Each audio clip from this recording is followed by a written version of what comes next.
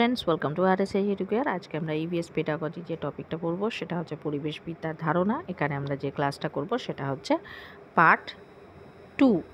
এর আগে আমরা পার্ট 1 করেছি, আজকে আমরা পার্ট 2 বা লাস্ট পার্ট করব। এখানে আমরা এমন কিছু কোয়েশ্চেন দেখব যেগুলো বিভিন্ন এক্সামে সাধারণত এসে থাকে বা আপকামিং এক্সামগুলোর জন্য ইম্পর্টেন্ট। তো ভিডিওটা স্টার্ট করার আগে বলি, যারা চ্যানেলে ফার্স্ট টাইম ভিজিট করছো তারা কিন্তু অবশ্যই চ্যানেলকে সাবস্ক্রাইব করো, আর সাবস্ক্রাইব বাটনের পাশে থাকা যে বেল আইকন রয়েছে সেখানে অলে ক্লিক করো। তাহলে যখনই আমি কোনো নতুন ভিডিও তোমাদের জন্য আপলোড করব তার নোটিফিকেশান তোমাদের কাছে পৌঁছে যাবে।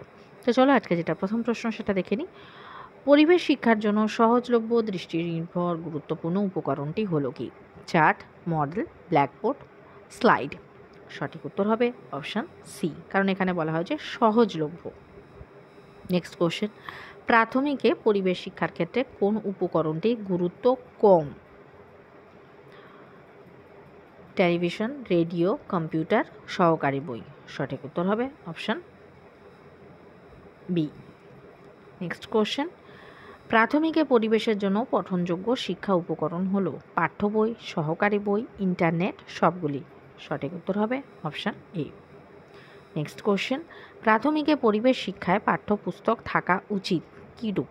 বিভিন্ন বিষয় নিয়ে ছোট করে বক্তব্য হিসেবে, চিত্রের মাধ্যমে ছোট করে বর্ণনা হিসেবে, চিত্রের প্রয়োজন নেই, বর্ণনাধর্মী শুধু লেখা। সঠিক উত্তর হবে অপশান বি। নেক্সট কোশ্চেন, নিম্ন প্রাথমিক স্তরে প্রথম দিকে পরিবেশের কী ধরনের বিষয় মূল্যায়ন করা উচিত? পরিবেশের উপাদান, পরিবেশ দূষণ, পরিবেশ সংরক্ষণ, সবকটি। সঠিক উত্তর হবে অপশান এ।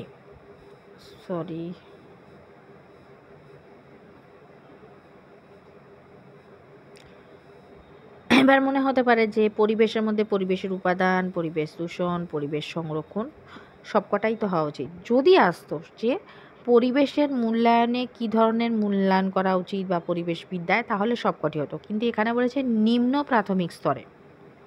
ঠিক আছে, সেখানে কি হবে? সেখানে শুধু পরিবেশের উপাদান সম্পর্কে শিক্ষাদান করা হবে। নেক্সট কোশ্চেন, প্রাথমিকে পরিবেশ শিক্ষার মূল্যায়ন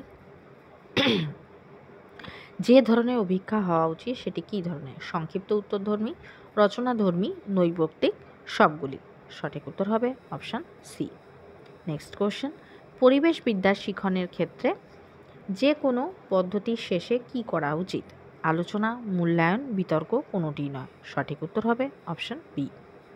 নেক্সট কোশ্চেন, পরিবেশ বিষয়ক আলোচনার মাধ্যমে শিক্ষার্থীকে কি করা যায়? পরিবেশকে জানার প্রতি আগ্রহী করে তোলা যায়, পরিবেশের যে কোনো আলোচনা চক্রে যোগদান করতে আরও আগ্রহী করা যায়, উভয়ই, অর্থাৎ এ আর বি দুটোই, এ আর বি এই দুটোকে উভয় বলা হচ্ছে, এ নাকি কোনোটি নয়। সঠিক উত্তর হবে অপশান সি, অর্থাৎ এ আর বি উভয়। নেক্সট কোশ্চেন, পরিবেশ সংক্রান্ত পাঠদানে যেসব পদ্ধতি অধিক ব্যবহার করা হয় সেটা হচ্ছে কি কি? অপশানগুলো দেখে নেব। বক্তৃতা, বক্তৃতা সহ আলোচনা, প্রকল্প পদ্ধতি, সবগুলি। সঠিক উত্তর হবে অপশান সি। নেক্সট কোশ্চেন, পরিবেশবিদ্যা শিক্ষণের ক্ষেত্রে শিখন সন্ধানের উপরে কি করা উচিত? অধিক গুরুত্ব দেওয়া প্রয়োজন, অন্যান্য বিষয়ের মতো একই গুরুত্ব দেওয়া প্রয়োজন, স্বতঃস্ফূর্তভাবেই এটি ঘটে, শিখন সঞ্চালনের কোনো প্রয়োজন হয় না। সঠিক উত্তর হবে অপশান সি। নেক্সট কোশ্চেন, পরিবেশবিদ্যা শিক্ষার উদ্দেশ্য হলো কি? জ্ঞানমূলক, অনুভূতিমূলক, সমসঞ্চালনমূলক, সবগুলি। সঠিক উত্তর হবে অপশান সি। নেক্সট কোশ্চেন, পরিবেশ শিক্ষা শুরু করা উচিত কোন স্তর থেকে? নিম্ন প্রাথমিক স্তর থেকে, উচ্চ প্রাথমিক স্তর থেকে, নিম্ন মাধ্যমিক স্তর থেকে, উচ্চ মাধ্যমিক স্তর থেকে। সঠিক উত্তর হবে অপশান এ। নেক্সট কোশ্চেন, পরিবেশ শিক্ষার সঙ্গে সম্পর্ক রয়েছে কিসের? বিজ্ঞানের, সাহিত্যের, সমাজ বিজ্ঞানের, সবগুলির। সঠিক উত্তর হবে অপশান ডি। নেক্সট কোশ্চেন, পদার্থবিজ্ঞানের কোন একক অধিক পরিমাণে পরিবেশবিদ্যার সঙ্গে সম্পর্কিত? শব্দ, আলো, তড়িৎ, সবগুলি। সঠিক উত্তর হবে অপশান এ। নেক্সট কোশ্চেন, জীবনবিজ্ঞানের কোন একক অধিক পরিমাণে পরিবেশবিদ্যার সঙ্গে সম্পর্কিত? খাদ্য ও পুষ্টি, প্রাণী সম্বন্ধীয় আলোচনা, উদ্ভিদ সংক্রান্ত আলোচনা, সবগুলি। সঠিক উত্তর হবে অপশান এ।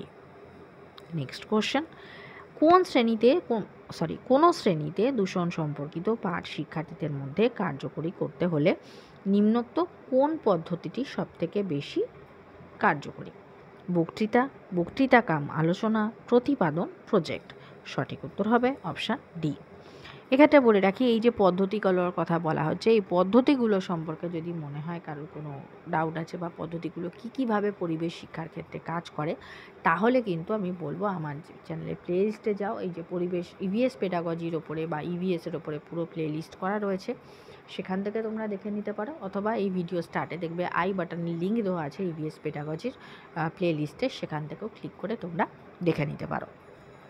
নেক্সট কোশ্চেন, প্রাথমিক পরিবেশে পরিচিতি শিক্ষার ক্ষেত্রে উপযোগী পদ্ধতি হলো কি?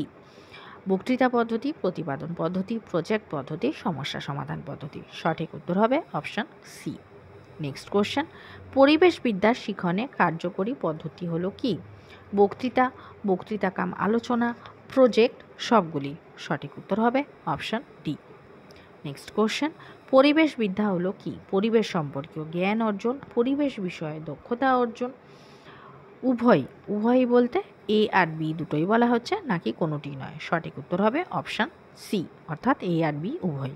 আজকে যেটা লাস্ট প্রশ্ন সেটা হচ্ছে, পরিবেশ বিষয় এনসিএফএ অর্থাৎ ন্যাশনাল কারিকুলাম ফ্রেমওয়ার্ক যেটা আছে, সেখানে গুরুত্ব দেওয়া হয়েছে, সেটি প্রকাশিত হয় কত সালে?